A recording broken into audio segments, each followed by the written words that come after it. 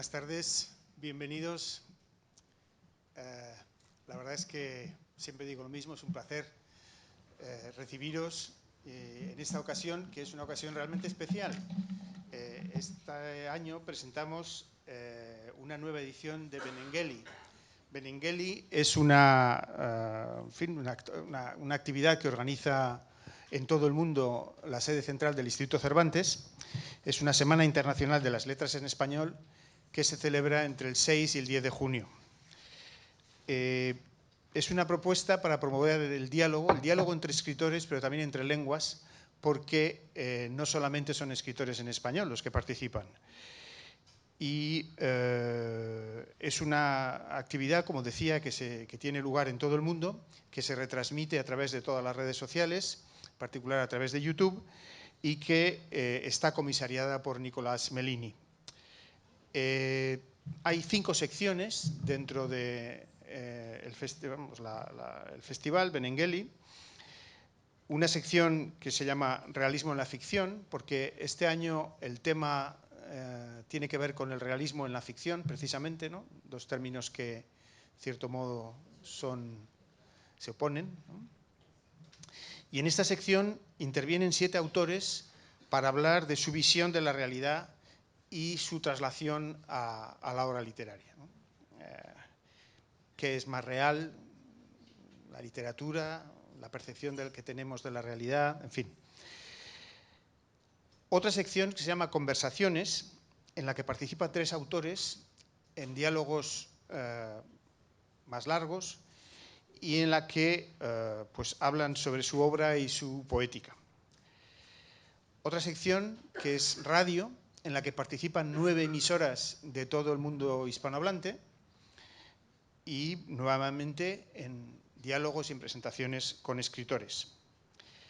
Una cuarta sección que se llama Confieso que he leído, en la cual el polifacético escritor peruano Fernando Iwasaki pues habla de su visión, su lectura de la obra de cinco escritores hispanohablantes. Y por fin una sección que esta vez es presencial, que se llama 5 continentes, y en la que en un Instituto Cervantes, en cada uno de esos 5 continentes, pues tiene lugar un acto presencial con los escritores frente a su público y que también se transmite a través de YouTube. Y, como digo, un instituto representa a cada uno de los 5 continentes, de manera que América está representado por el Instituto Cervantes de Chicago, África por el de Dakar, Asia por el de Nueva Delhi, Australia por el de Sydney y Europa por el de Toulouse. De manera que no deja de ser un honor que, teniendo en cuenta que es en el continente europeo donde más institutos Cervantes hay, pues que nos hayan elegido a nosotros, no está mal, no está mal. Lo agradecemos, evidentemente. En total van a participar 39 escritores de 19 países. Y como decía, pues todo estará después accesible a través de las redes y en particular de YouTube. Y como decía, aquí, representando al continente europeo, pues tenemos el enorme placer de acoger a estos 3 grandes escritores, Lydie Salvea, que entre sus muchos premios fue premio Goncourt, como sabéis, Ignacio Martínez de Pisón, también entre sus muchos premios, Premio Nacional de Narrativa, y Marta Barrio, que tiene menos premios porque es muchísimo más joven, pero que ya tiene algunos muy importantes también, como el Premio Tusquets. Naturalmente, nuestro agradecimiento a los 3. Y, por supuesto, también a nuestra moderadora, Isabel Tutón, profesora de la Universidad de Burdeos, pero tolosana, a quien ya conocéis porque no es la primera vez, ni mucho menos, y seguramente tampoco será la última, por lo menos por nuestra parte, que colabora con nosotros.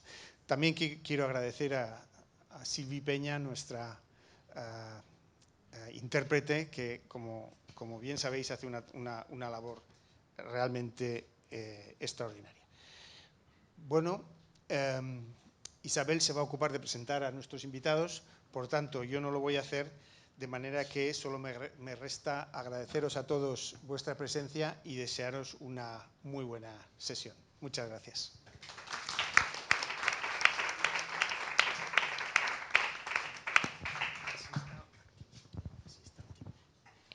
Sí.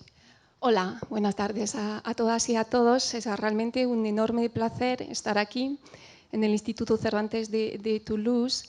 Quiero agradecer al público, a las caras amigas y aún desconocidas la presencia y el interés por la literatura, y sobre todo agradecer a estos apasionantes y estas apasionantes autoras y autores, a Lydie Salver, a Ignacio Martínez de Pisón y a Marta Barrio, la presencia. Va a ser un encuentro bilingüe, eso también es posible gracias a Silvi Peña, porque cada autora va a hablar en su lengua, ¿vale? Voy a empezar a presentar a Lydie Salver. Je ne sais pas si c'est nécessaire de présenter Lydie Salver. Je pense que tout le monde a au moins entendu parler de Pas pleurer, le livre avec lequel elle a gagné le Goncourt en 2014. Lydie Salver est fille de républicains espagnols, de mère catalane, de père andalou. Elle a grandi une partie de son enfance, elle a passé une partie de son enfance à Haute-Rive, une sorte de colonie espagnole peut-être. Elle a étudié à l'université de Toulouse, d'abord la littérature, puis elle a fait des études de médecine et de psychiatrie à Marseille. Donc Lydie a déjà publié une vingtaine de romans, ainsi que des textes des essais littéraires, disons. Je conseille en particulier, je conseille toute son œuvre.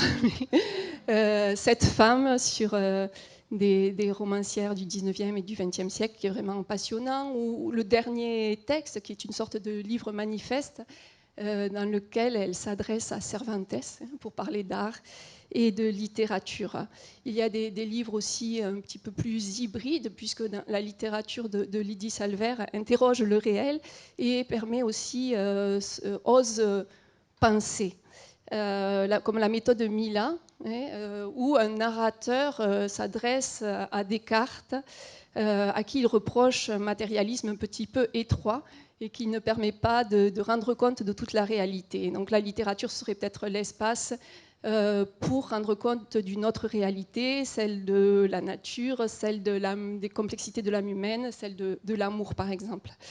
En ce qui concerne les romans, donc certains d'entre vous, je pense que vous serez nombreux à avoir lu Pas pleurer, inspiré de l'histoire de sa famille, donc qui récupère l'histoire de la révolution populaire, de la révolution sociale de 1936 en Catalogne, et qui travaille le nœud familial, un des nœuds familiaux, disons, le conflit entre le frère de Montse, la mère, et le père de la narratrice et de l'autrice. Et dans ce texte, elle récupère aussi cette langue hybride, ce fragnol des réfugiés de la guerre civile, qui est bien connu ici à Toulouse.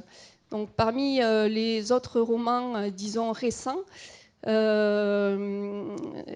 j'ai beaucoup apprécié Tout homme est une nuit, hein, l'histoire de ce descendant d'Andalou qui, parce qu'il est atteint d'un cancer, part se réfugier dans un village du sud-est de la France, où il est victime de racisme parce qu'on le prend pour un arabe.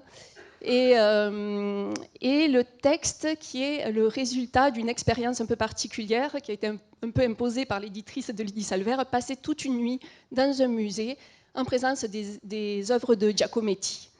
Et donc ça donne, c'est le point de départ de toute une réflexion sur l'art, la fonction sociale et mondaine de l'art, la fonction plus métaphysique, plus existentielle de l'art.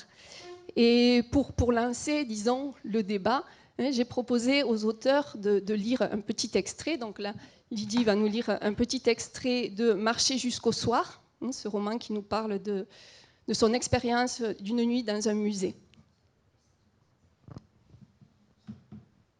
J'ignorais moi-même, du reste, ce qui, dans mon histoire, avait été déterminant au point de se répercuter dans mes romans ou de s'y réfléchir, même si, à la longue, j'avais fini par dépister 2 ou 3 choses récurrentes, lesquelles étaient remontées en moi avec une force inouïe durant cette nuit au musée, sans que je saisisse la cause de ce surgissement. Ces 2 ou 3 choses récurrentes, je les ai évoquées plus haut pour la première fois depuis que j'ai la prétention d'écrire, sans détour ni faux semblant, je veux dire sans aucun des oripeaux de la fiction, car c'est l'un des rares bénéfices de la maladie, quand elle s'ajoute à l'âge, de vous amener à jeter bas les masques. Donc, est-ce que vous pouvez nous parler de ce rapport à la réalité dans la fiction? Est-ce que la fiction est un masque qui cache la réalité ou est-ce qu'au contraire, elle permet de révéler cette réalité? Et de quel type de réalité parlez-vous dans vos œuvres? Je vais vous répondre par des anecdotes de ma vie de pédopsychiatre. Quand je recevais 2 enfants de la même famille, l'un me donnait le portrait d'une mère épouvantable, l'autre d'une mère adorée et géniale. C'est la raison pour laquelle Freud parlait de roman familial plutôt que de parler de biographie, puisque toute expérience du réel est contaminée forcément par l'imaginaire et par la fiction. Le propre du roman est souvent, c'est de recouvrir le réel de son imaginaire, il me semble. Et ce que je dis dans Marcher jusqu'au soir, c'est que plus ça va, plus j'ai l'impression que j'ai moins besoin des masques de la fiction, quoique le dernier soit le dernier livre, j'oublie, Rêver debout, mon Dieu, j'oublie le nom. Alors, est-ce que j'ai le temps encore de dire 2 mots?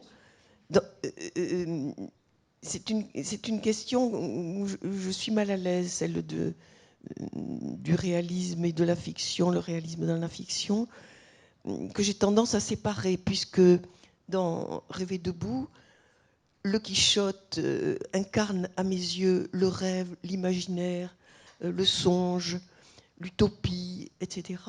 Et Sancho Panza, le réel, le plus pragmatique, le plus implacable, le plus rude, et que ces 2 sont indissociables au fond. Et que si Don Quichotte, me semble-t-il, a eu ce succès, et puisque on le lit encore depuis 4 siècles, il est sorti en 1605, c'est qu'il me semble qu'il y a en chacun de nous justement un démêlé, un Quichotte éperdu de chimères, de vouloir un monde meilleur, un monde plus musical, plus fraternel, plus beau, un songe. Il veut attraper les nuages, il veut attraper l'impossible, et qu'il y a en nous aussi un Sancho qui lui a les 2 pieds dans le réel, mais je ne sais pas si je suis dans le sujet, mais peu importe, et qui lui dit fais attention, il y a des limites, tu es vulnérable, l'homme est fini, et l'homme ne peut pas tout avoir, etc., etc. Je ne sais pas si j'ai répondu. Oui, tout à fait. On lance une première question pour présenter les 3 auteurs et ensuite on va un peu plus débattre sur la question. Ahora tenemos mucha suerte, es que Lydie entiende el español, Ignacio el francés y Marta perfectamente el francés también. Bueno, pues ahora voy a presentar a Ignacio Martínez de Pisón, que nacido en Zaragoza, pero que vive en Barcelona desde hace muchos años. También tiene estudios universitarios, no es siempre el caso de los escritores, ¿no?, de filología hispánica e italiana. Y publica también desde finales de los 80. Ignacio Martínez de Pisón tiene una obra también muy amplia, muy densa. Por una parte están estos trabajos de investigación histórica, literarios, digamos, una forma un poco híbrida también, que creo que ha desarrollado Ignacio. Pues yo creo que algunos de vosotros habréis leído Enterrar a los muertos, que se tradujo al francés, De sang et d'encre. De sang et d'encre, sí. Donde investigó la desaparición de un traductor del escritor estadounidense John Passos durante la Guerra Civil, por lo visto asesinado por los servicios secretos soviéticos. Y en otra novela más reciente, Filek, Esta vez su tema es un personaje muy curioso, un austríaco que vivía en España y era un estafador internacional, y después de la guerra, por haber pasado por las cárceles republicanas, de alguna manera se había limpiado la cara y consiguió estafar a Franco con un supuesto combustible hecho con agua y zumo, pero con logo, ¿no? Bueno, pues también Ignacio tiene novelas muy amplias, sagas familiares, casi todas ubicadas en un periodo histórico en España, pues el franquismo, en el día de mañana, donde un emigrado reciente a Barcelona se convierte en confidente de la brigada social, o durante la transición también a la democracia, en el tiempo de las mujeres, que es la historia de tres hermanas, tres mujeres, o Fin de temporada, la última novela, que empieza en 1977 con la voluntad de una joven pareja de ir a Portugal para que la mujer abortara, y por la muerte accidental del marido pues se queda con el niño, y luego pues la historia se desarrolla también 20 años después, ¿no? En Toulouse, es cierto.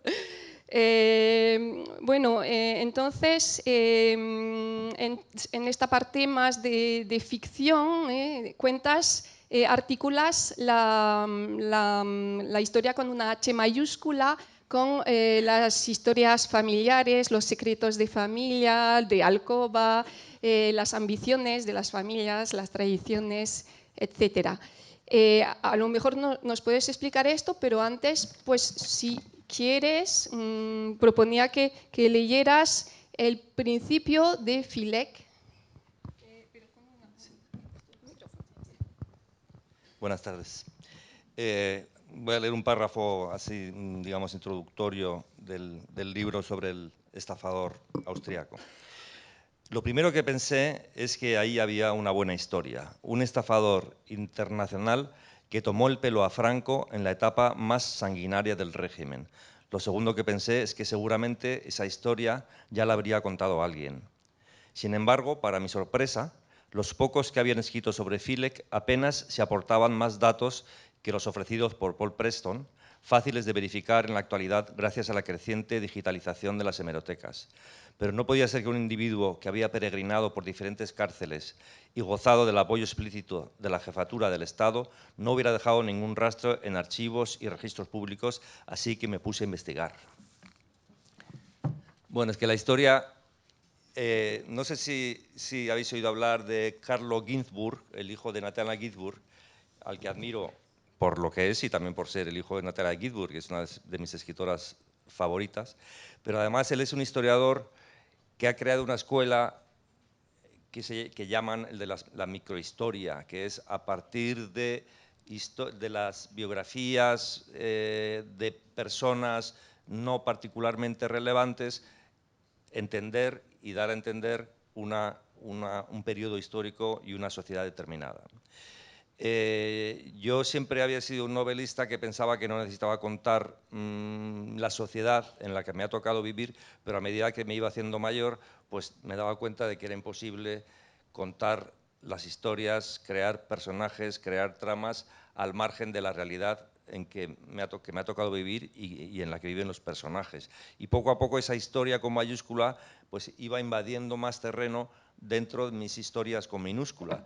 Y al final acabaron confluyendo esas novelas mías en las que se transparentaba pues, la evolución de la sociedad española, del franquismo o de la transición, acaban confluyendo esas novelas con ese trabajo mío de historiador amateur, que en el fondo también pretende pues, contar historias de la historia a través de personajes poco conocidos. Es decir, el caso de Robles que has mencionado pues, es el caso de un personaje muy secundario dentro del ambiente intelectual de la España republicana, un profesor español que está en Estados Unidos, que todos los veranos vuelve a España a pasar las vacaciones con su familia y que el verano del 36 se convierte pues, en unas vacaciones trágicas para su familia porque él acabará asesinado, su hijo acabará condenado a muerte por el franquismo, su mujer y su hija acabarán exiliándose al final de la guerra, y contar a través de esta familia Robles cómo eran aquellos años, cómo fue aquella guerra, qué ocurrió con algunas familias que tuvieron que irse a México, como es el caso de la viuda y la hija, pues también me parecía que era interesante, no solamente el caso de Robles, que ya digo que no era un personaje particularmente relevante, aunque estaba muy bien relacionado con escritores españoles y norteamericanos, ¿no? Y con el caso de Filek, pues ocurre algo parecido, porque realmente es un personaje que solo había ocupado notas a pie de página en las biografías de Franco y en los libros de historia de la época. Y sin embargo, a través de la peripecia de un personaje como este, es posible contar toda una época, toda una sociedad, contar cosas que trascienden la pequeña biografía de Filek. Filek es un estafador internacional que viene huyendo de condenas y de juicios en diferentes países desde que el Imperio Austrohúngaro es derrotado en la Primera Guerra Mundial, y que en el año 31, justo antes de la proclamación de la República, acaba en Madrid, y que se dedica a estafar a pobres viudas a las que engaña con un mejunje, con una mezcla de agua del río Jarama y unos extractos vegetales, y les hace creer que con eso se van a hacer ricos. Y resulta que efectivamente, como ha contado Isabel, pues el hecho de pasar luego 3 años en cárceles republicanas y coincidir en alguna de ellas con gente que luego va a ser muy influyente, como Serrano Suñer, cuñado de Francisco Franco, pues va a convertirle a él en uno de los héroes de la Nueva España, y le va a poner en contacto con Francisco Franco, al que con bastante desparpajo consigue engañar y hacerle creer que va a convertir a España en el primer país exportador de petróleo. Y esto sale publicado en los periódicos españoles en febrero del año 40. Dice: España dentro de 6 meses será el primer país exportador de petróleo, ¿no? Y entonces, claro, esta historia de este pícaro que consigue ese momento de gloria y que luego, por supuesto, las cosas le van a ir muy mal, me parecía que merecía ser contada no solo por su historia, sino porque a través de él podía contar la historia de otras personas y podía contar también una etapa histórica que yo creo que es interesante, ¿no? Il y a un auteur français qui s'appelle Pierre Michon, je ne sais pas si tu le connais, qui a écrit Les vies minuscules. Et je trouve que c'est très beau ce terme-là, les vies minuscules dans l'histoire majuscule. Et chaque vie minuscule est une épopée. Il n'y a pas de vie minuscule au fond. Il me semblait que ça résonnait avec ce que tu disais de tes personnages qui sont quasiment anonymes dans une histoire majuscule. Sí, sí, me olvidó mencionar la novela con la que ganaste el Premio Nacional de Narrativa, la mala reputación, la buena reputación, perdón, que es la historia de una familia judeo-española en Melilla, y que es apasionante, por esto es una historia pues históricamente también bastante poco conocida, ¿no? Y a través de personajes muy potentes, ¿eh? Tú dices que es como un matriarcado que ha desarrollado la protagonista Mercedes frente a este patriarcado social que sufre. Es que, por ejemplo, en esa novela me apetecía contar algo que no se conoce. Bueno, lo bueno que tienen las dictaduras es que no se sabe nada, ¿no? Y entonces investigas un poco y cuentas cosas que en su momento no se podían contar. Y entonces, claro, a través de Melilla hubo una operación en la que estaban colaborando el gobierno francés, el gobierno británico y el Estado de Israel para rescatar judíos marroquíes que querían escapar de Marruecos y a los que el rey de Marruecos no permitía salir. Y hay una historia que es real, que meto ahí, y que efectivamente a través de Melilla, porque Franco no quiso saber nada y dejó que las cosas ocurrieran, y efectivamente a través de Melilla salían judíos dirección Gibraltar para luego irse a Israel o a Canadá o a Venezuela, salvo que en un momento dado hay una tempestad y se hunde un barco lleno de judíos, y entonces ahí ya la operación ya no la pueden ocultar más y ahí se acabó. Y por ejemplo, es todas esas historias que no se habían contado porque en el franquismo no se contaban las cosas, ¿no? Bueno, y ahora voy a presentar a Marta Barrio, que como veis es muy joven, tiene estudios de filología hispánica y estudios de Asia Oriental, también un máster de edición, creo, y sigues trabajando como editora en Alianza. Vale. Pues Marta ha publicado 2 novelas recientemente. En 2020, Los gatos salvajes de Kerguelen. ¿Kerguelen? Bueno, que yo no conocía estas tierras australes francesas, unas islas que se han resistido siempre de alguna manera a ser resistida. La base es la experiencia de tu propio hermano que pasó ahí para investigar un año y que ahora vive cerca de Toulouse. Creo que acabas de decir. No es que tenga que desvelar la vida privada de Marta, pero no es muy privada. Y bueno, pues a través de esta experiencia de estos jóvenes científicos, hablas del cambio climático y de sus efectos devastadores, pero por medio de un thriller. También es como una investigación sobre una situación moralmente extrema en que nos convertimos.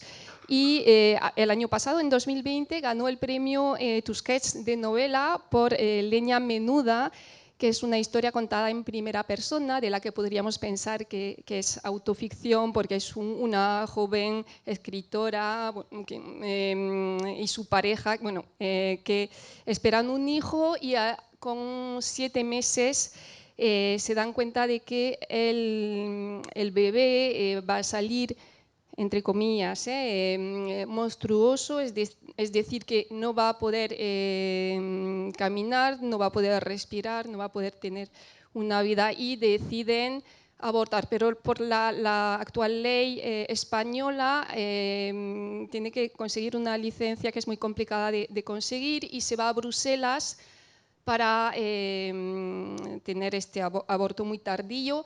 Y más allá de esta experiencia trágica, contada con muchísima fuerza, desarrollas toda una reflexión sobre la maternidad, las maternidades impedidas, obligadas, deficientes, etcétera, rescatando toda una genealogía de escritoras y algún que otro escritor, como García Lorca, sobre la maternidad, como Virginia Woolf, Marta Sanz, Katisha Aguirre, Deborah Levy, Marguerite Duras y sobre todo Mary Shelley, porque hay toda una reflexión sobre Frankenstein, que luego si quieres hablaremos de Frankenstein.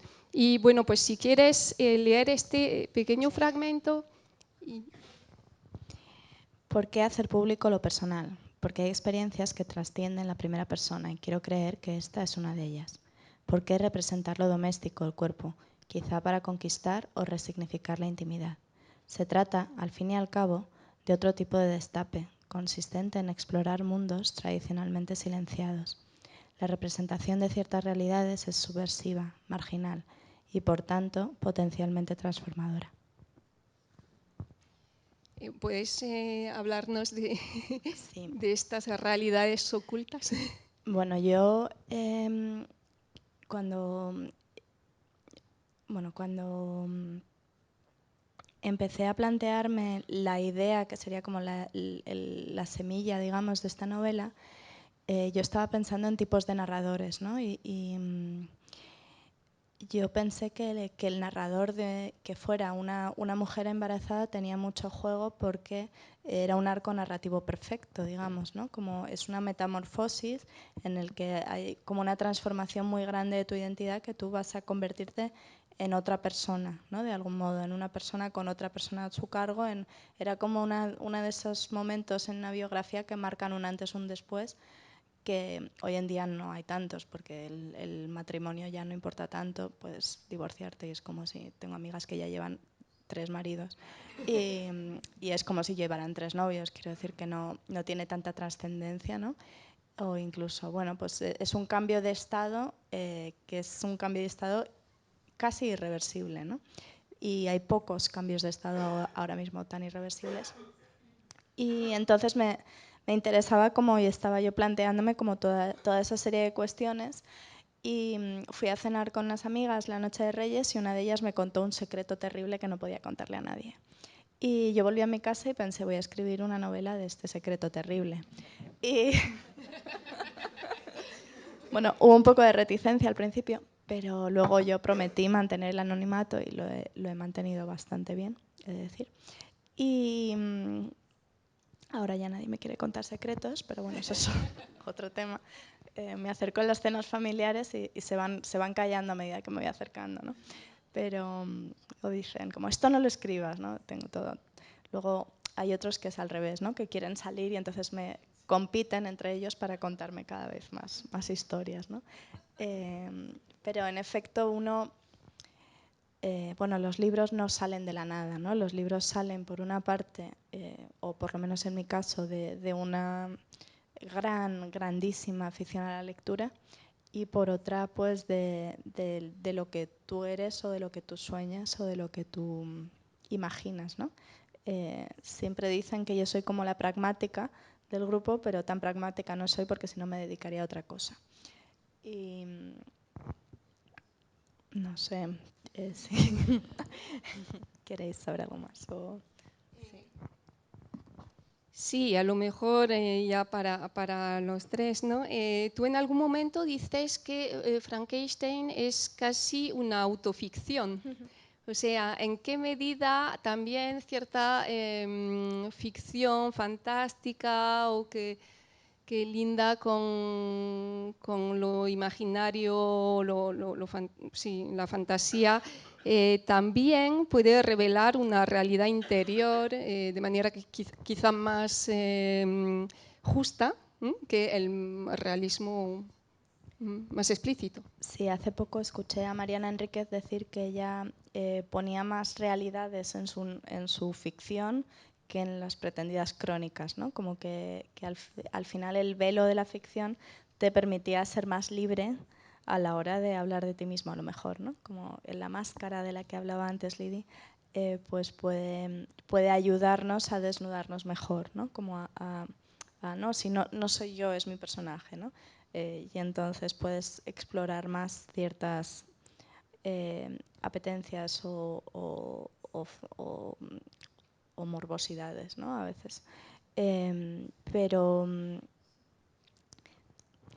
bueno, yo creo que también lo bonito de la literatura es como el ejercicio de empatía que permite de ponerte en la piel de otro y de ponerte sin poner el cuerpo y sin poner como el peligro, o pues poder ponerte en todas esas personas, todos esos lugares, en todas esas mentes. Y en el caso de mi primera novela era un acompañamiento de algún modo, porque mi hermano viajó a estas islas que eran las Islas de la Desolación, y fue en 2017, que era el año que yo estaba esperando a mi hija Claudia, y yo le mandaba fotografías de las ecografías y él me mandaba fotografías de pingüinos. Y entonces para no pensar en lo que estaba atravesando, pues me obsesioné con esas islas y con ese trayecto, ¿no? Que él estaba emprendiendo, y con pues, la fauna y la flora.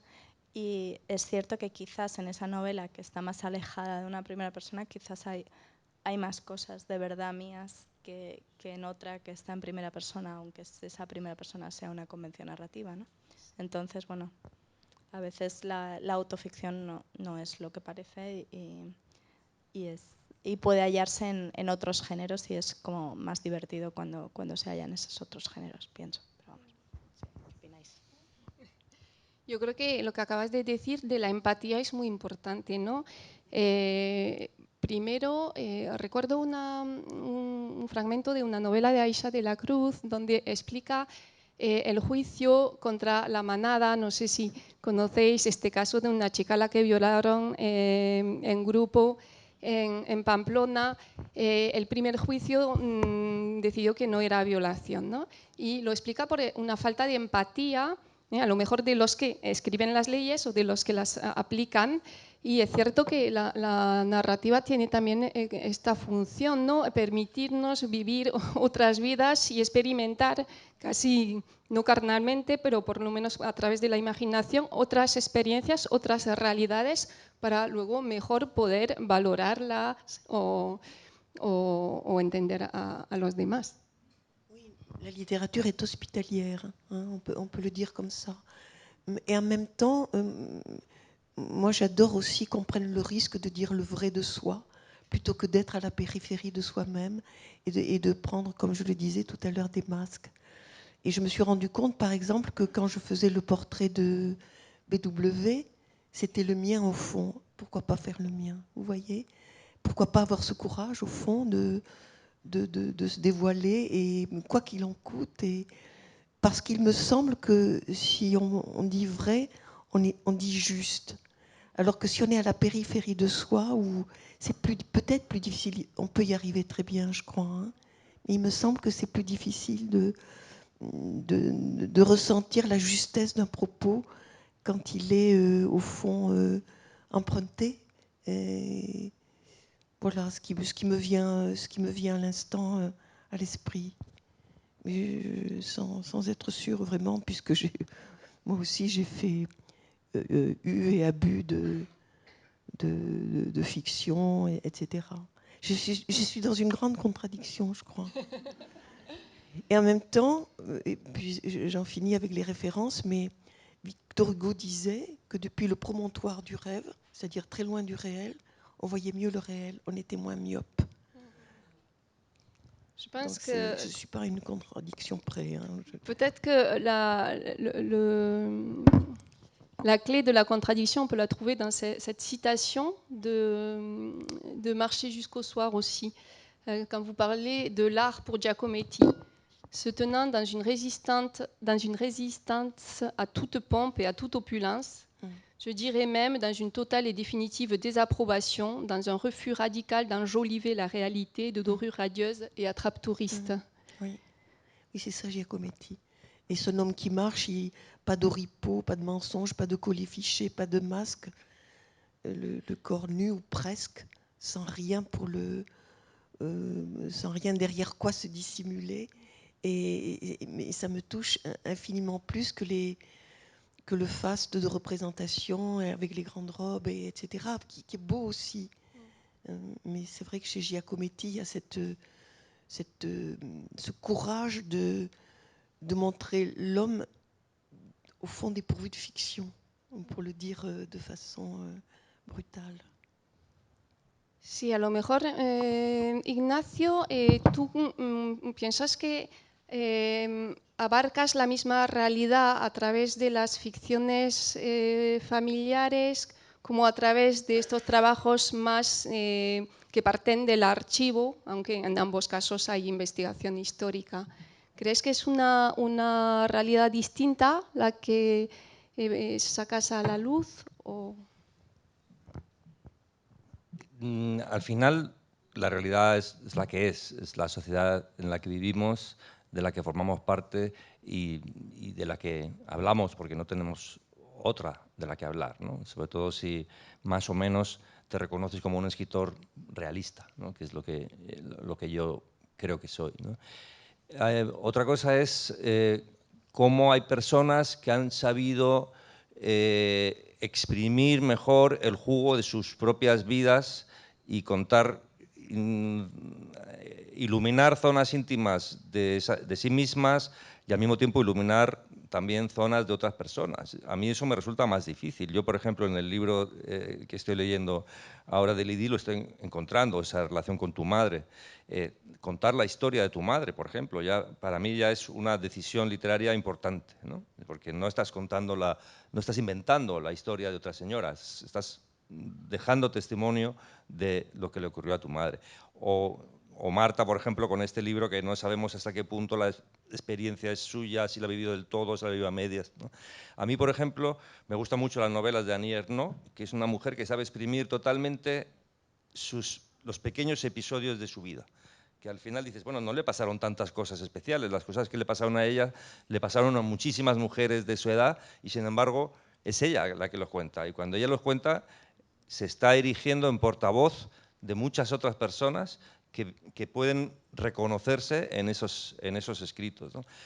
Mi vida es mucho más aburrida que la de cualquiera de los escritores que conozcáis y quizás por eso no puedo encontrar en ella ninguna anécdota que me sirva para hacer autoficción. Y entonces tengo que recurrir a vidas ajenas, inventarme personajes distintos, porque mi vida no, es que no he estado ni enfermo en mi vida. O sea, es mejor, ¿no? Entonces tengo que inventar personajes para poder contar cosas de alguien, para crear vida, que al fin y al cabo es lo que estamos haciendo. La mía no sirve para eso. Estoy pensando, siempre pensaba, yo algún día escribiré mis memorias. Tengo 61 años y digo, ¿pero qué voy a contar? Lo único importante que me pasó en la vida fue que mi padre se murió cuando yo tenía 9 años y eso va saliendo en todas mis novelas, ya lo he contado. Y ya desde que tenía 9 años hasta ahora han pasado muchos años y no ha pasado nada importante. Yo diría que importante sí, pero interesante no. Pero eso está muy bien. No tener una vida interesante es lo mejor que te puede pasar. O sea, menos mal. Marta, en la novela Leña Menuda hay otra trama que al principio parece un poco paralela, pero al final es muy coherente con lo otro, que es que la protagonista quiere apostatar, se dice en español. Sí, ha habido todo un movimiento en Argentina y también en España, yo creo que no se ha dado tanto en Francia, ¿no?, de pedir a la Iglesia Católica que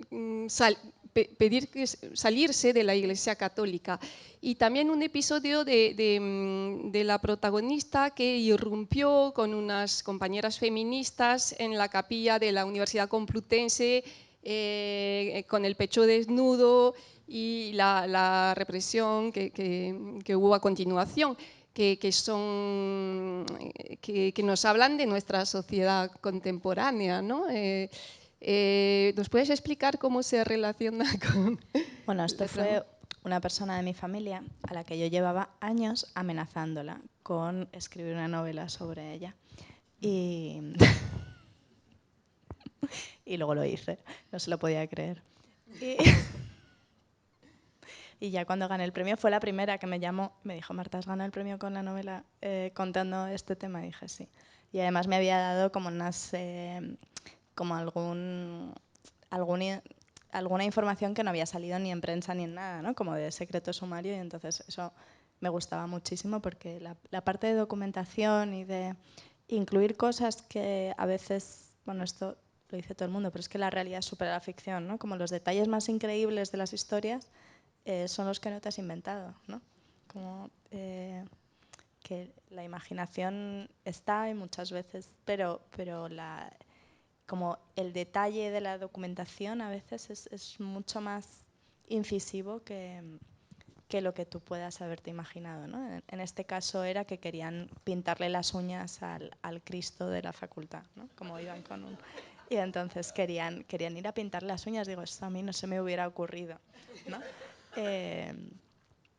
Pero bueno, como luego mantuve el anonimato también porque lo que le daba miedo era que se reabriera, que claro, ya estuvo, entonces le daba miedo que se reabriera el juicio. Lo que me llamaba la atención es qué interés tiene la Iglesia en retener en su rebaño a una persona que quiere irse, ¿no?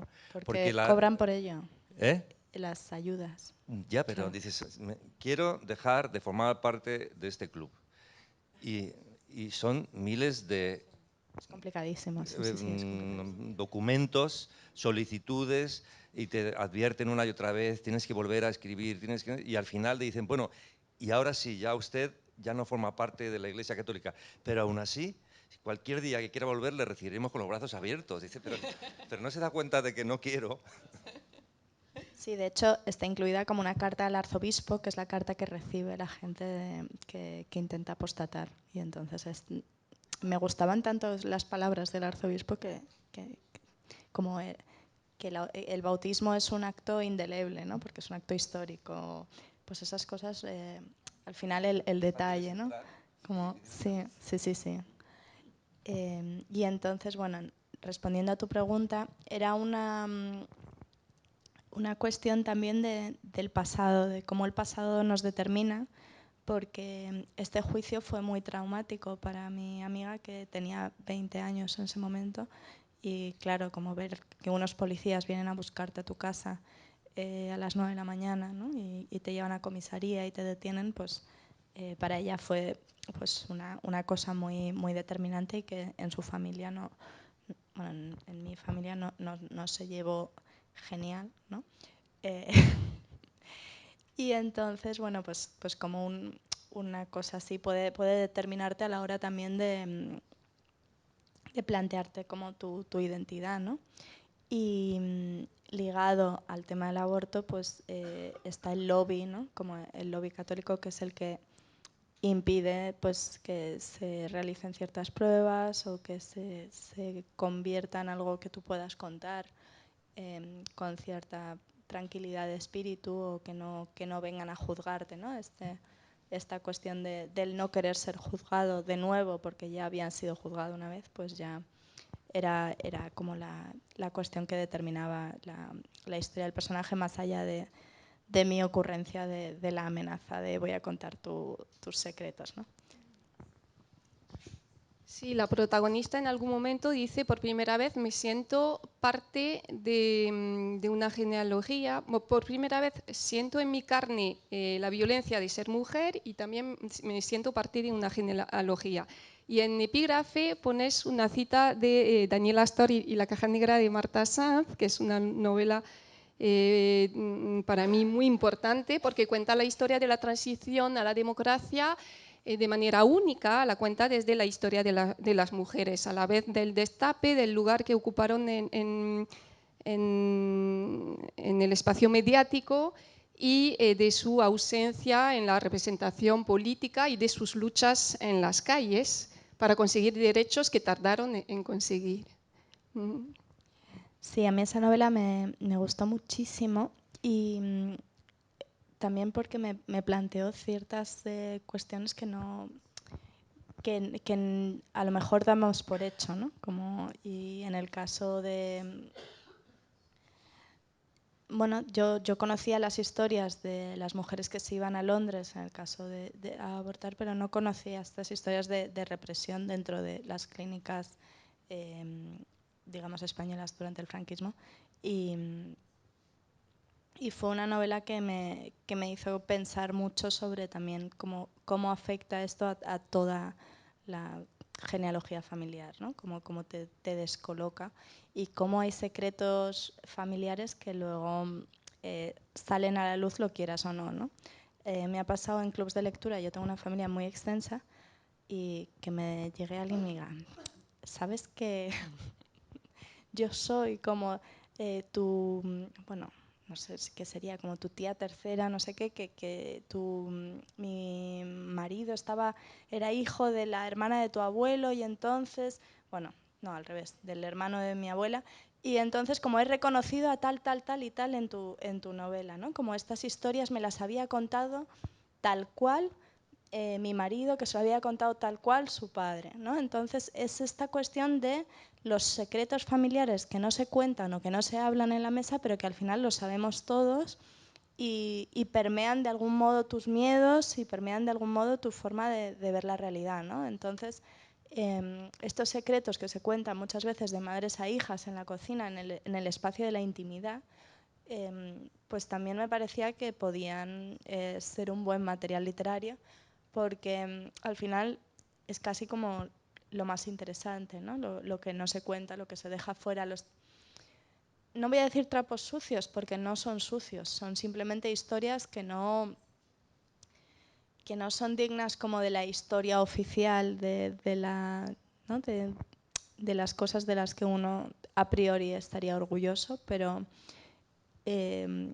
cuando han sucedido cosas o eventos muy determinantes en una familia o muy traumáticos, pues al final como quedan ahí de algún modo, ¿no? Son marcas que quedan. qui est extraordinaire souvent, c'est que les enfants à qui on a caché quelque chose dans une famille le savent. Et quand on le leur dévoile, ils le savent. Maintenant? Oui? Donc je disais simplement que les enfants à qui on a caché un secret de famille, lorsqu'on le leur dévoile, ils disent souvent « je le savais ». C'est-à-dire que quelque chose a transpiré de cette histoire de toute façon, quels que soient les murs qu'on ait mis autour. Et c'est vrai que la levée des secrets est libératrice et elle peut donner lieu aussi à de la littérature, évidemment. Oui, Lydie, les secrets de famille traversent votre œuvre et également la manière dont les origines sociales et l'histoire familiale nous marquent. Et elles marquent également votre littérature, je pense, en particulier cette amplitude de registres que vous avez, ou peut-être un certain rythme aussi. Est-ce que vous pouvez nous parler de la manière dont les origines sociales nous trahissent, nous habitent, Et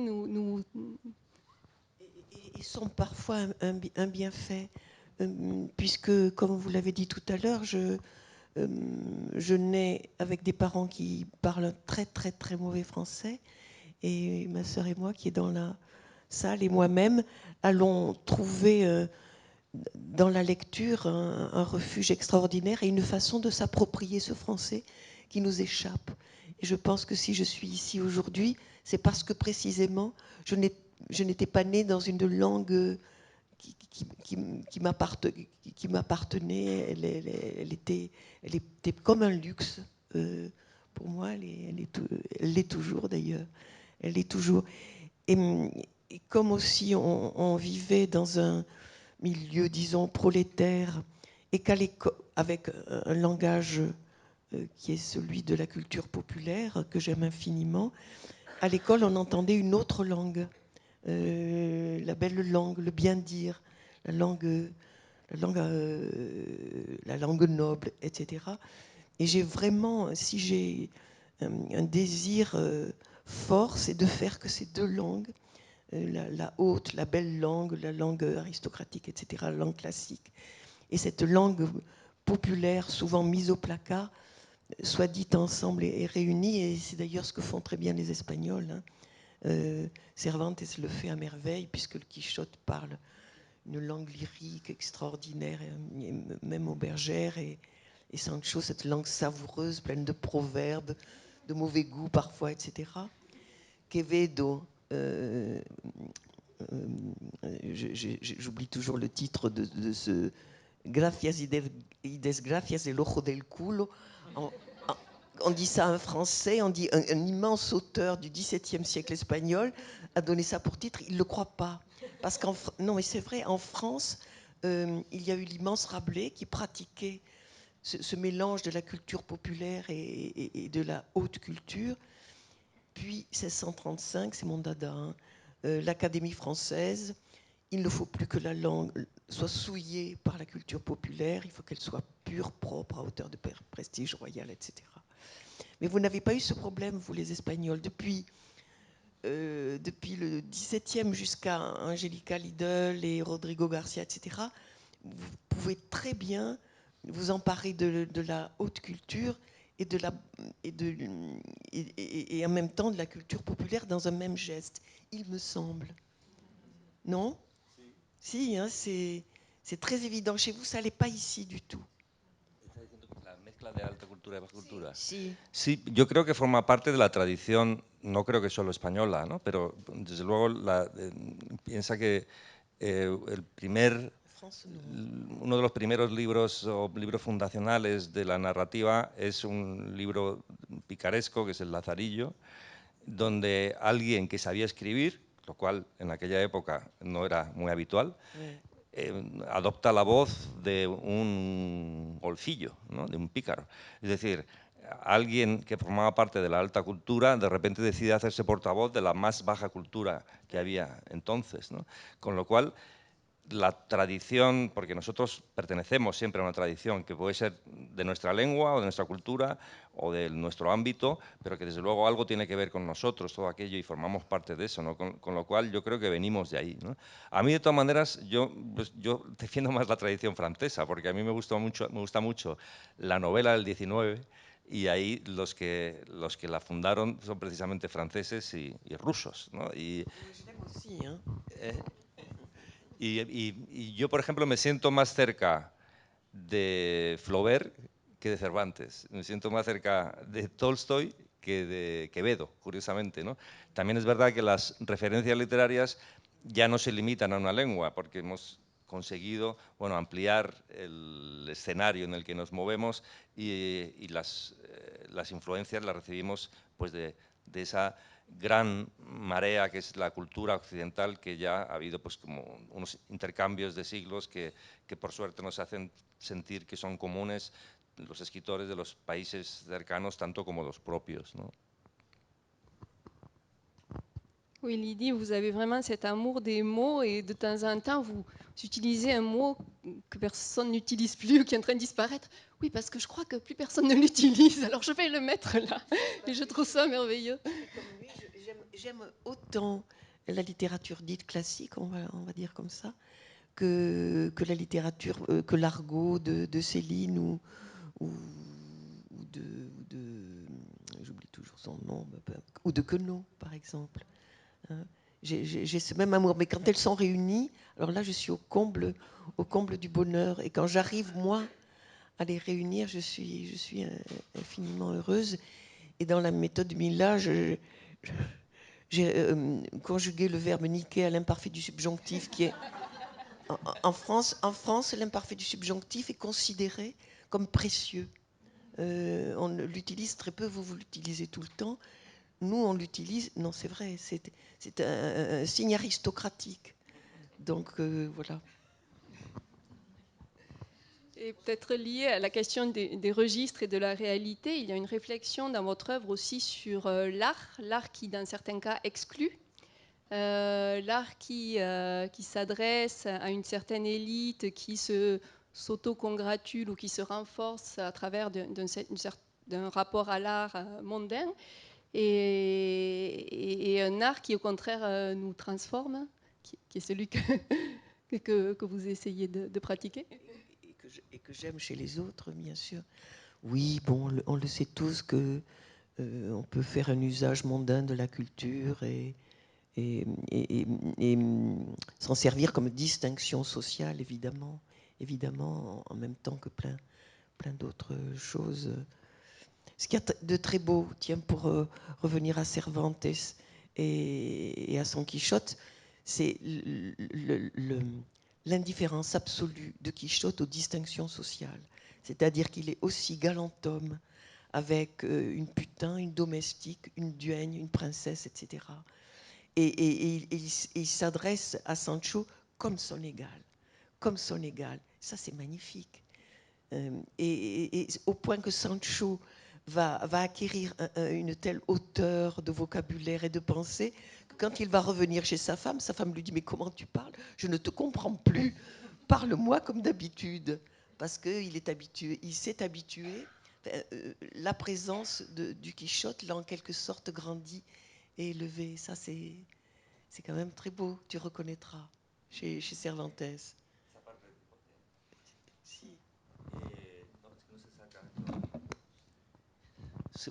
Yo, es que, claro, lo que ocurre con la lengua literaria es que la hemos acercado a la lengua oral, ¿no? Es decir, que la hemos descabalgado de su estatua ecuestre. Antes había una lengua que era la lengua de escribir, y ahora, digamos desde el siglo XX sobre todo, ya la lengua de escribir y la lengua de vivir o la lengua de hablar se parecen, ¿no?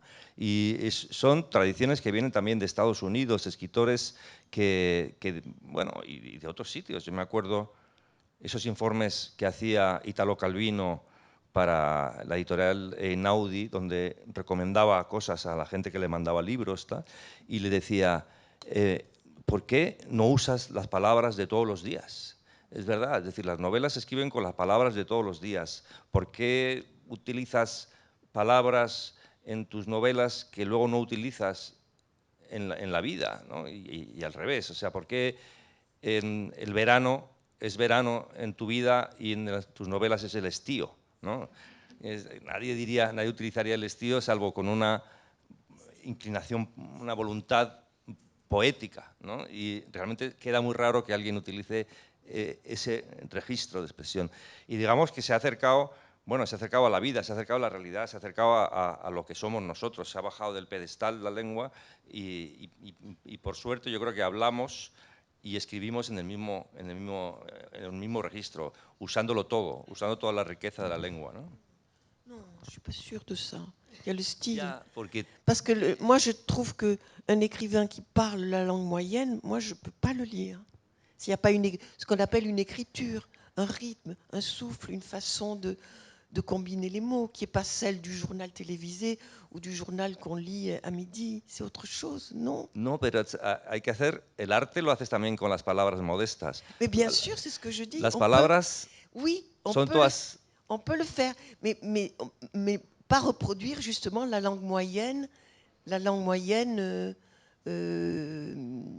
No, la lengua mediana, no, la lengua media, esa que tú dices, es solamente la que se utiliza para transmitir mensajes, Tu es ¿no? d'accord? Cuando escribes no estás transmitiendo mensajes, Voilà, tu es d'accord estás avec haciendo ça. arte, estás Non, mais haciendo je otra voulais le cosa. préciser parce que c'était important de dire qu'un écrivain se reconnaît à sa langue, la façon qu'il a d'agencer les mots, d'y mettre un rythme particulier, une façon de ponctuer, etc. C'est ça aussi, autant que le sens qui fait un écrivain. Donc, mais je me doute bien que tu le sais, mais je voulais le préciser parce que ça Sí, m'est sí. cher, ça me No, reste cher. además, yo creo que a los escritores se les reconoce. Es decir, que cuando ya has leído varios libros de un escritor, ya sabes más o menos cómo escribe y podrías identificar a un autor por una manera de escribir, por una manera de elegir el léxico, por una manera pues, de adjetivar o de no adjetivar.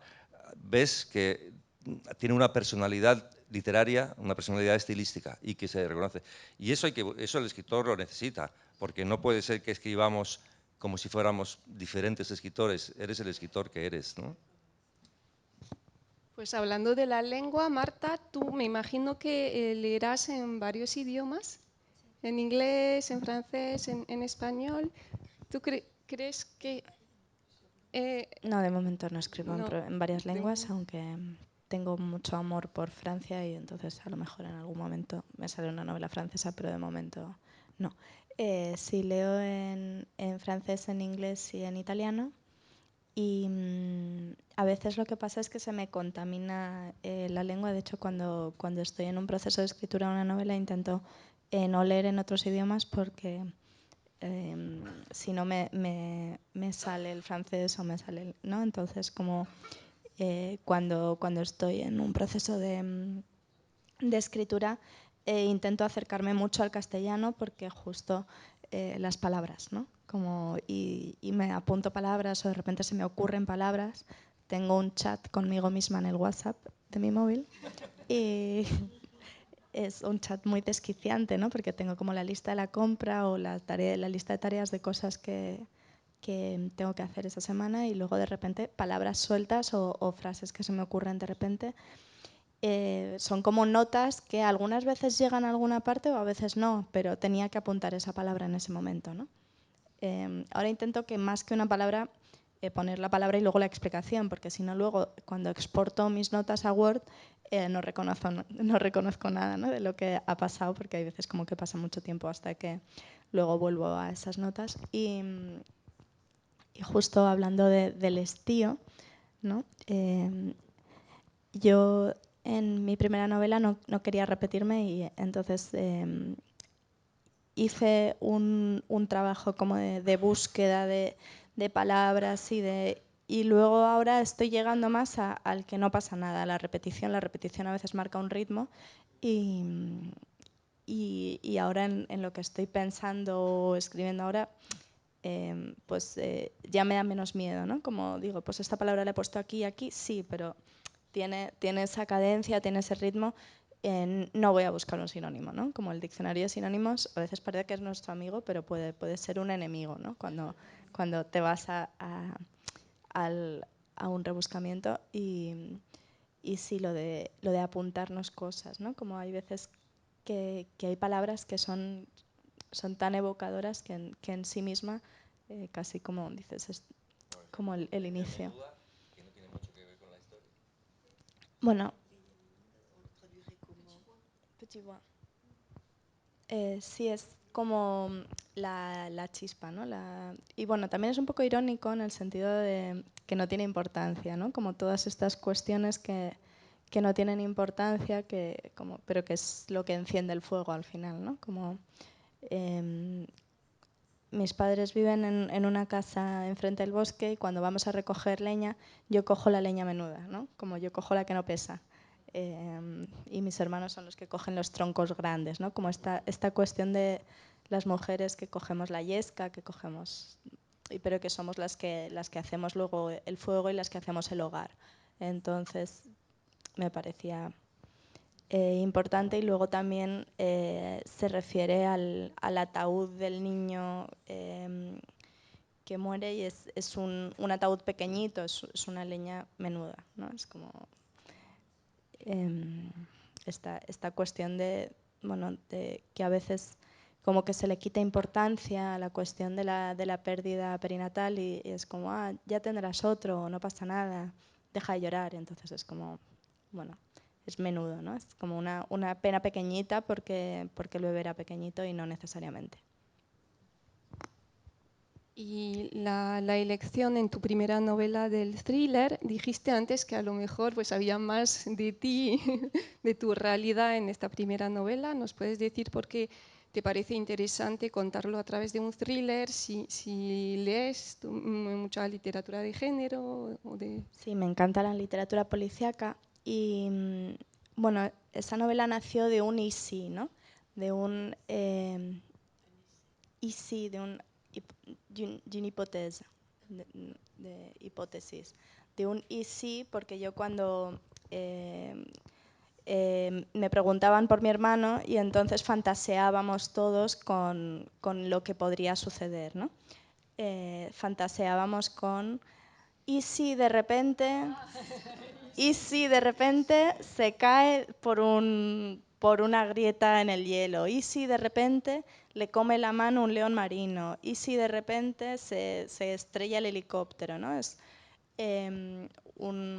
Pues hacíamos ese juego macabro, y entonces yo no empecé a escribir esa novela hasta que él no volvió de las islas en cuestión, porque me daba miedo provocar, ¿no? Como incitar o llamar a la desgracia. Y entonces, bueno, pues me pareció que el propio territorio marcaba el tono del relato, porque unas islas que se llaman las Islas de la Desolación es una cuestión muy literaria, ¿no? Muy fértil para la imaginación, y luego entroncaba con toda esta cuestión de la isla del tesoro, la isla misteriosa, la isla prohibida, y luego la parte de la historia también. Antes hemos hablado de un embaucador que engaña a Franco, y en este caso embaucó a un rey francés, y entonces fue a Versalles el caballero y mintió y dijo que había encontrado un quinto continente lleno de riquezas para que le promocionaran otro viaje cuando él ni siquiera había pisado ese territorio, ¿no? Ese territorio lleva el nombre de un descubridor que no llegó a poner pie en esa isla, ¿no? Entonces, bueno, me parecía como de una poesía y de una belleza toda la historia, ¿no? De unas islas que se resisten a la colonización, que se resisten a la conquista, y que el ser humano va una y otra vez intentando hacer sucesivos intentos que fracasan, ¿no? La isla de los náufragos también. Entonces, bueno, todo eso permeaba el relato de una manera muy, muy clara. De hecho, mi principal problema, le tuve que quitar luego 100.000 caracteres a esa novela, era que me gustaba tanto como la parte del pasado, ¿no? que que incluir documentación, incluir historias. Hubo un náufrago que naufragó no una, sino 2 veces en la isla. Como estaba naufragado y le fueron a recoger y el barco que le venía a recoger naufragó otra vez y se tuvo que quedar 4 años más en esa isla vestido con pieles de foca. Claro, se hizo el líder luego de los demás náufragos porque ya se lo sabía todo, ¿no? Cómo freír huevos de pingüino en grasa de foca. Y esta anécdota, que era una de mis preferidas, luego la tuve que quitar porque como no venía a cuento, ¿no? Y pues bueno, como la realidad o la historia nos inspira, es otra de las claves. A mí me gusta mucho Fred Vargas, por ejemplo, y bueno, salvando las distancias, porque ella es como la maravilla, pues quería acercarme un poquito a esa idea, ¿no? De una novela negra que tuviera pues un trasfondo de algún modo histórico y que tuviera pues una marca de ese territorio, ¿no? Como que fuera permeable la historia a la localización en la que tiene lugar. No es baladí, digamos, los lugares no son baladís y tienen como un fantasma de su historia que marca, bueno, algunos lugares más, otros menos, pero que está ahí, ¿no? Está en cada piedra, está en cada, iba a decir árbol, pero no hay árboles en esa isla porque hay tanto viento. Están entre los furiosos y los rugidores, ¿no? Como en los paralelos, ¿no? Entonces, es que ya lo dice todo, ¿no? La propia geografía, y eso me parecía muy, muy evocador. ¿Qué dicen los jefes? ¿Tenemos que acabar la charla y pasar a las preguntas o aún podemos...? Sí. Preguntar por ejemplo, los proyectos. Bueno, podríamos seguir charlando durante mucho tiempo, pero creo que es interesante que se abra el diálogo con la sala, que seguramente tendréis muchas preguntas, habréis leído algunas de las obras de las que se han hablado.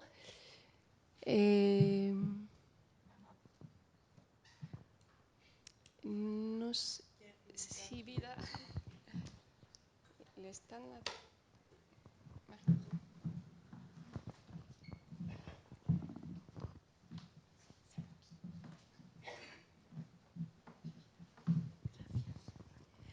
Sí, primero daros las gracias porque estamos pasando momentos de gran placer humano y literario, y en este tema de realidad y ficción que habéis evocado, resulta que antes de ayer por la mañana escuché en la radio a un autor español que no es de mis autores predilectos, pero bien conocido, Javier Cercas, que comentaba una cosa muy curiosa sobre realidad, ficción y literatura.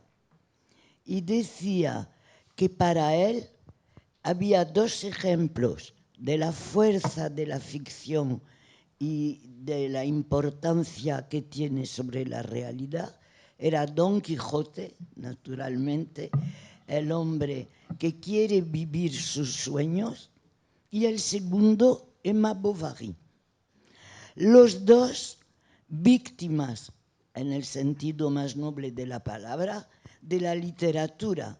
El uno con sus novelas de caballería que logran persuadirle que es capaz de ser ese héroe que encuentra en los libros y que vive su utopía hasta el final. Y Emma Bovary, que con las novelas romanescas del siglo XIX quiere ser la heroína romántica por excelencia, con esa pasión de un amor imposible, leído y soñado, y que los 2 engrandecen su propia vida con esos sueños, pero los 2, claro, para ser lo que son, tienen que morirse. Y tienen que morirse. Don Quijote muere y Emma Bovary se mata, ¿no? Y me pareció muy interesante esta reflexión sobre el riesgo, el peligro de la literatura y al mismo tiempo lo que engrandece absolutamente las vidas minúsculas. Bueno, también eso habla del poder que ha tenido la novela durante muchos siglos, ¿no? El poder de cambiar las vidas de la gente, de hacer que alguien quiera vivir, pero realmente no como una ensoñación, las vidas que ha leído en los libros, ¿no? La cuestión es que yo no sé si la novela ahora tiene ese potencial que ha tenido durante siglos y que más bien creo que el cine y las series de televisión van desplazando a la novela en la creación de un imaginario, ¿no? En la creación de un imaginario común que influye en nuestras vidas y que nos hace formar parte de una realidad distinta de la que nos corresponde, ¿no? Realmente la novela, hasta en el siglo XIX, la novela creaba países, ¿no? Creaba naciones, creaba sentimientos de naciones, creaba tradiciones. Hasta Walter Scott, Escocia no existía mucho como nación, y de repente Walter Scott se inventa pues los clanes, o no se los inventa, pero los termina de definir y de acuñar, ¿no? Los clanes, las costumbres, los kilts, las diferencias entre unos y otros, y a partir de ahí se crea la ensoñación, la fantasía de una nación, y bueno, y ahora están queriendo separarse de Inglaterra, ¿no? Para que veas hasta qué punto alguien es capaz de crear una cosa que con el tiempo sigue creciendo y creciendo, y eso lo crea un señor en su despacho, en su mesa, delante de unos folios. La pregunta es, ¿ahora los novelistas podemos crear algo que cambie el mundo, o ya hemos perdido ese poder mágico que tenía la literatura y nos hemos convertido en abastecedores de historias para los pocos lectores que quedan y para los cineastas que luego adaptan las novelas al cine? No sé, me parece que el momento glorioso de la literatura acabó hace unas décadas. Non. Mais la question est-ce qu'on peut vivre sans utopie? Valérie disait, est-ce qu'on peut vivre sans ce qui n'existe pas? Est-ce comment dire, on doit se résigner à vivre de l'utile, du pragmatique, de la performance, etc.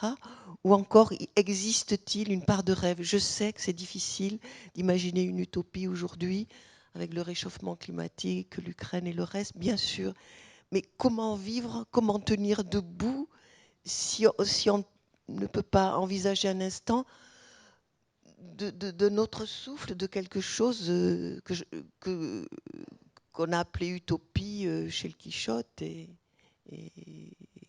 qu'on appelle toujours. Et de toute façon, c'est Victor Hugo qui disait que l'utopie n'était jamais que la vérité de demain. C'est-à-dire que ce qui paraît utopique au moment présent, ce qui paraissait utopique au XVIIe, aujourd'hui ne l'est plus, etc. Donc l'histoire nous dit que les utopies se réalisent quand même. Donc là, j'en sais rien. Et je suis pas optimiste non plus, crois-moi. Mais je pense qu'on ne peut pas vivre sans le recours à la littérature ou autre chose de cet ordre-là, mais qui ne nous tient pas le nez écrasé sur le réel, l'utilité. Et je disais à Isabelle cette remarque de Bernanos qui disait le réalisme, c'est le bon sens des salauds. Pour parler de ces politiciens qui, dès que on ébauche un rêve, disent mais non, mais la réalité, celle-ci, il ne faut pas la bouger, etc. Bon, on peut discuter longuement sur cette définition du réalisme selon Bernanos, mais je me disais que c'était intéressant aussi de l'amener. Yo creo que la literatura o las historias que nos contamos son una búsqueda de sentido en un mundo que cada vez parece tenerlo menos, de algún modo. Entonces, a veces configuramos, yo sí que creo que podemos configurar cosas nuevas o realidades nuevas. Todavía creo en la literatura como acción de cambio, como potencial de cambiar el mundo, o por lo menos de llegar a donde no llegan necesariamente, pues hablando del cambio climático, los científicos, porque se supone que el arte llega a conmover y a veces se consigue más conmoviendo que convenciendo, digamos. O por lo menos eso me gustaría pensar. Y en el caso, ese sería, en el caso de mis libros, el primero era más movido por mi ansiedad climática y el segundo por el tema de, bueno, del aborto a la mujer y las violencias estructurales que a veces no están escondidas, ¿no? Porque cuando en el caso de mi amiga un médico le da la palmadita en la espalda y le dice valiente, en lugar de permitirle abortar de un niño que va a salir fatal, pues ese valiente es de un paternalismo y de una violencia mucho mayor, casi, que si te estuvieran insultando, ¿no? Porque es como, venga, valiente, ¿no? Tienes mucho que digerir, le dijeron. Y ella dijo, bueno, mira cómo lo dijeron, ¿no? Entonces yo, cuando me contaron esta historia, yo pensé que yo quería escribir una novela sobre esta historia precisamente para a lo mejor que se conocieran más estas circunstancias o cambiar de algún modo la realidad al abrir, ¿no? el foco y al bueno, nunca pensé que me fueran a dar el premio Tusquets, la verdad. Fue una gran felicidad y fue una gran felicidad por una parte personal y por otra como reivindicativa. Es decir, pues qué bien que ciertas historias se salgan, ¿no? del ámbito de lo marginal o del ámbito de lo silenciado para poder también ser literatura, para también poder como ocupar un espacio de diálogo y un espacio de conocimiento, ¿no? Porque al final el conocimiento es poder. Pour aller dans le sens de Ignacio et de ton pessimisme, c'est vrai que ce rêve que Voltaire, Rousseau ont contribué à amener la révolution en France, ce rêve-là aujourd'hui est difficile à concevoir pour aller dans ton sens. Oui.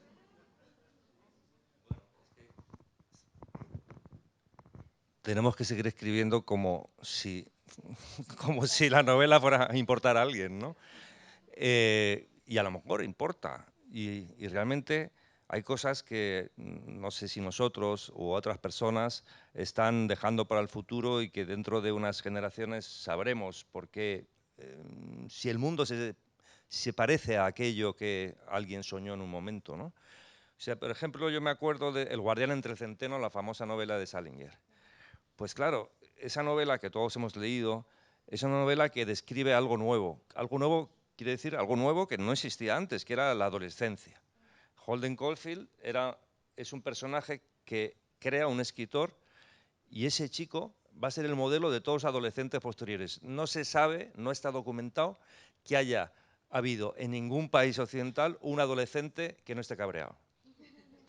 Y todos quieren irse de casa, todos se enfadan con sus padres, todos desean que el mundo explote, ¿no?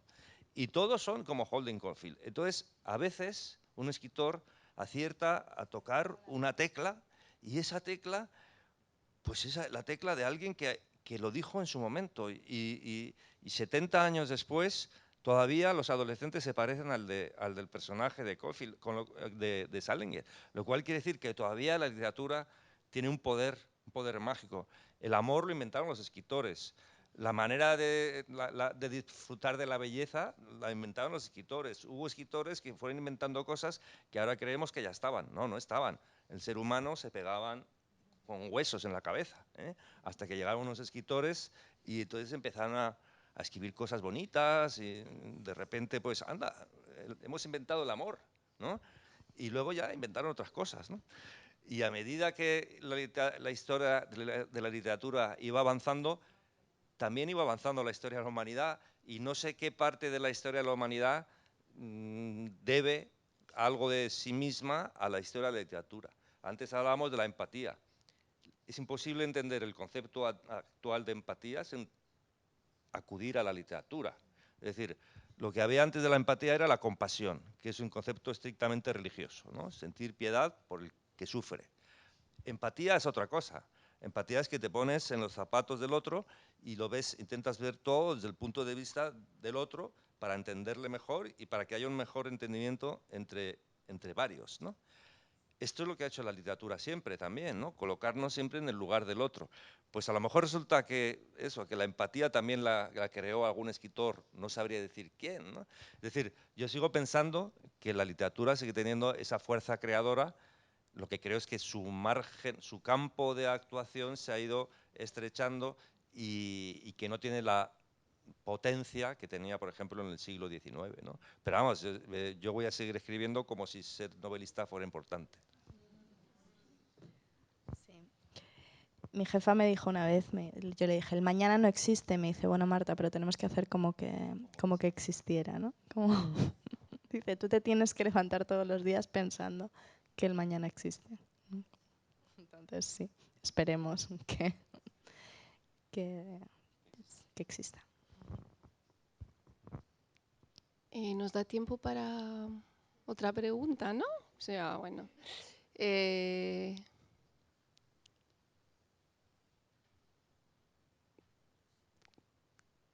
se anime. ¿No? ¿Nadie se anima? ¿No? ¿Javier? Sí. No, yo no sé si te acuerdas, Ignacio, que estuviste hace 5 años aquí. Te acababan de dar el premio Nacional de Narrativa. Y estamos en un contexto político totalmente diferente. Y tú que vives en Barcelona, yo no voy a hablar de ese tema, esto ya está superado, pero ¿hasta qué punto, un poco lo que decía Marta también, el contexto, la historia de este año, de estos días de tu país, te influye para asirte o plantearte un proyecto literario? Yo creo que hablamos muchas veces de la actualidad o de las circunstancias que nos rodean sin darnos cuenta de que estamos hablando de ellas, ¿no? Es decir, por ejemplo, él se refiere al procés independentista, a esta fantasía que ocupó la mente de la clase media catalana durante unos años y que por suerte ya ha ido dejando espacio para pensar en otras cosas, pero que realmente empezó a ser un agobio en un momento dado. Y efectivamente recuerdo que lo hablamos aquí en aquel diálogo. Y entonces surge una cosa que nunca había formado parte de mi vida, que es la idea de identidad, es decir, de identidad, de arraigo, la idea de que pertenecemos a un sitio y un sitio nos pertenece.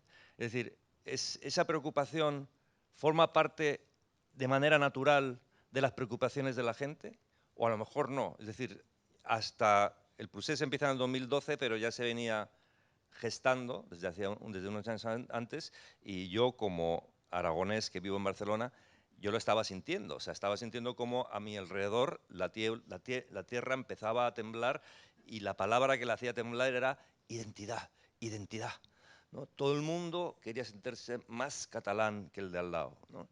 Entonces yo me preguntaba, ¿por qué? O sea, bueno, uno es español pues porque le ha tocado serlo, ¿no? Como te toca ser bajito o alto. Uno nace en Zaragoza pues porque su madre en ese momento estaba ahí. Eliges ya ir a unos sitios, ¿no? Ya de mayor eliges unos sitios y eso forma parte de una identidad que tú sí vas buscando, pero que sí vas construyendo, pero que no vas buscando, ¿no? Y solo cuando a tu alrededor la gente no hace más que hablar de la identidad, empiezas a plantearte si realmente tú te sientes muy español o muy catalán, o más catalán que español, o más aragonés que catalán. Al final es un lío. Dice, pues yo ¿qué me siento? Digo, si nunca me he sentido nada. O sea, yo soy lo que soy y forma parte de mí sin mayores dramas, ¿no? Pero claro, en el momento en que tienes que pensar, todo el mundo se siente obligado. Te dicen, no, es que tienes que elegir. ¿A quién quieres más? ¿A mamá o a papá? ¿A quién quieres más? ¿A España o a Cataluña? ¿No? Entonces surge ahí un tema que no existía en nuestras vidas, ¿no? Y entonces eso se plantea, o sea, un escritor eso lo digiere y luego lo procesa y lo acaba expulsando, vete a saber cómo, ¿no? Y yo, bueno, lo procesé y lo expulsé a través de estos judíos de Melilla que tenían también esas dudas sobre su propia identidad, porque algunos seguían creyendo que su país era el antiguo Israel, que hace 2000 años que abandonaron sus antepasados, ¿no? Pero que en cuanto se creó el Estado de Israel, algunos de ellos hicieron lo que llaman el aliyá y fueron ahí porque era su tierra, ¿no? Y al mismo tiempo había españoles que habían nacido en el protectorado español de Marruecos y que se sentían españoles de la península que a lo mejor no habían pisado nunca, ¿no? Y cuando desaparece el protectorado, entonces de repente vuelvo a mi país. Y dice, si no es tu país, si no has estado nunca, no habías estado nunca en la península, ¿no? Entonces, a través de historias de otras personas en otras circunstancias, acaban saliendo pues las cosas que sientes tú en tu vida a tu alrededor y que te influyen de algún modo, ¿no? Ahora se está muy bien en Cataluña, ya aquello fue una infatuación.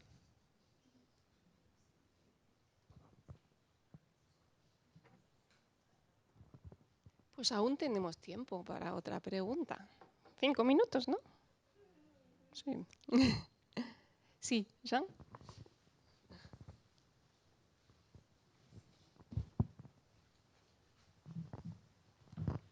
No sé si es un tema interesante al caso, pero quería preguntarles a los tres en las empresas que estáis llevando si es un problema o una cuestión la relación con el lenguaje.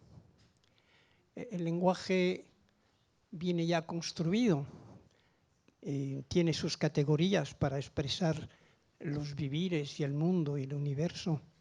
Y no sé si a veces os basta o queréis mejorarlo, os parece insuficiente, ¿no? Todo este saber que ya ha construido, que ya contiene el lenguaje, ¿eh? Y que será diferente en los idiomas, como bien lo vive y lo hace Lydie Salvert, claro.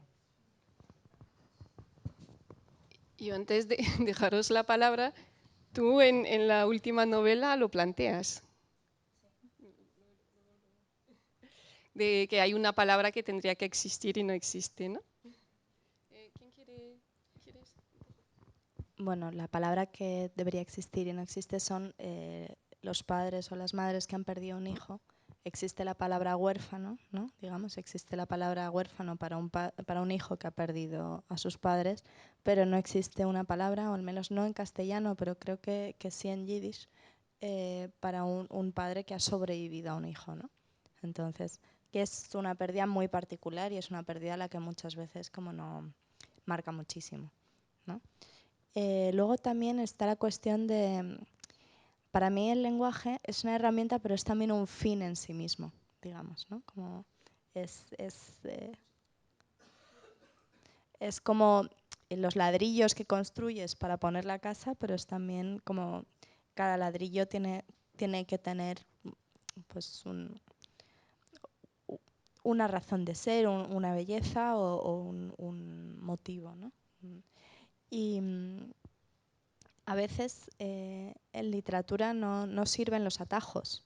Antes hablábamos de sí, usar las palabras de todos los días, pero a veces la literatura lo que hace es acompañar un camino interior o un pensamiento, porque muchas veces no descubres a dónde vas queriendo llegar según estás escribiendo, ¿no? Como es un camino de pensamiento construido con unidades de sentido que en sí mismas contienen ese fin o esa belleza, ¿no? Digamos. Entonces, para mí, yo la verdad es que disfruto muchísimo con la escritura y lo que más disfruto casi es como cuando ya está hecha la novela, ¿no? Y entonces tienes que afinar, ¿no? En ese trabajo justo con el lenguaje, que por otra parte me traiciona la editora que hay en mí, ¿no? Como la parte que más me gusta de la escritura es al final cuando trato mi manuscrito como si fuera el manuscrito de otra persona.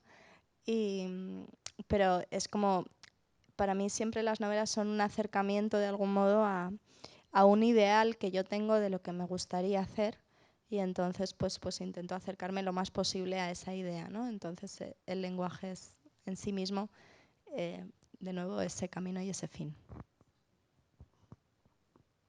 C'est vrai que le langage nous est donné, mais ce que peuvent faire les écrivains, et c'est ce qu'Aragon dit dans son traité de style, c'est le maltraiter.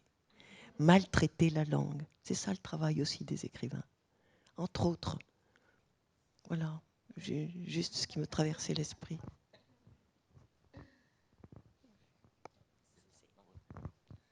No, la cuestión es, idiomas tan ricos y tan extensos como el francés o el español te dan muchísima libertad y al mismo tiempo también te exigen más, ¿no? Yo me acuerdo una vez volviendo, había ido a pasar una semana a Finlandia y volviendo en el avión, ponía en la revista de la compañía aérea, ponía aprenda finlandés, es el idioma más fácil del mundo.